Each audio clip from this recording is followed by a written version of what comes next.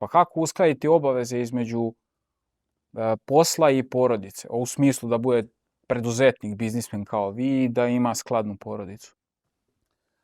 To ti je jako dobro pitanje. Dakle, često pitam vlasnike biznisa šta želiš od života i čemu ti služi biznis. Veruj mi da vlasnici kompanija se bore da mi daju odgovor. Čemu ti služi firma?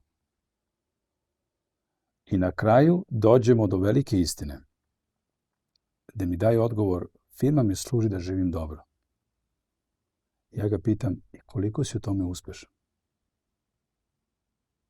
I onda ti se kao na psihoterapiju otvore. I kažu, ne idem kući, pre 9, subotom radim, ne mogu ništa bez mene. I ja ga pitam onda, da li firma koju imaš ti doprinosi boljem životu? Dakle, opet ću malo da se vratim u duhovno jedno razmišljanje. Šta će mi sva blaga ovoga sveta ako svoju dušu izgubim? Dakle, moguće napraviti sklad, ali moraš da se odrekneš neke stvari. Ali osnovno pitanje koje ćemo postaviti sebi jeste šta želim od života?